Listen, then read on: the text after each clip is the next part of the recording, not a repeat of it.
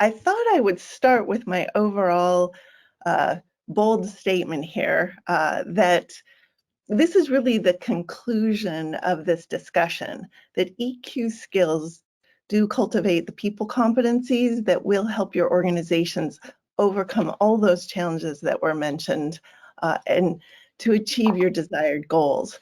Now, it might seem like the type of statement that's wildly broad, but I'm going to walk you through how you get to that conclusion here, both with two things that I think are important to share visually. One is that in the 1990s, when this concept of emotional intelligence first surfaced, there were two things that researchers around the world were looking at. One was through looking at high performers, what really differentiated those performers from those who are average or to low performance.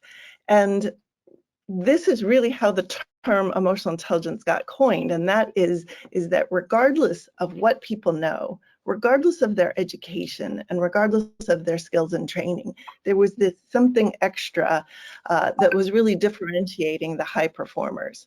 And the reason for this is that as you move through an education process and you have students who succeed in their coursework, and as they acquire degrees from high school or from college and university, those degrees are beginning to level the playing field. So someone who is entering the workplace now has a degree, and they are now going through a selection process from your organization to say, with your experience and with your degree, we're going to go ahead and select these individuals over those that aren't being invited into our organization.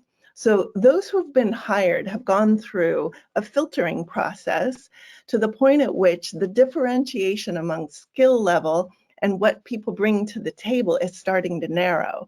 And what differentiates them for performance for your organization is starting to become more and more important about who they are, how they conduct themselves, and how they're able to interact with those around them.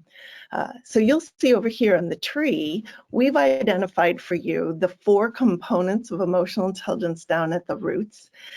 And these types of soft skills that help differentiate these high performers.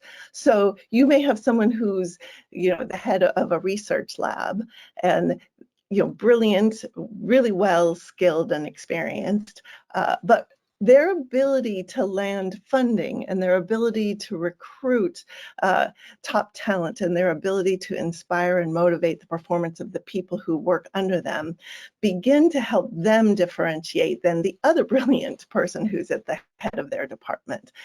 This is where these soft skills become incredibly important. And your organizations are likely identifying a list of those that are tied to your business plans and your business priorities. We don't get into the business of saying what should be in that list of soft competencies. What we want to share with you is that the people who are working for you are ultimately human. Their brains are wired very similarly. And what you want to do is be able to mobilize their ability to focus on the soft skills that matter in your business plans. So when someone has the ability to be aware of when their emotions are taking over, they have the ability to manage them in the moment and over time.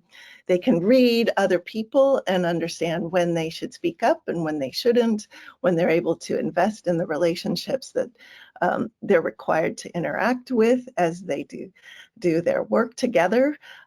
Those are really the nutrients that help grow these other soft skills. And that is in part what we mean by emotional intelligence.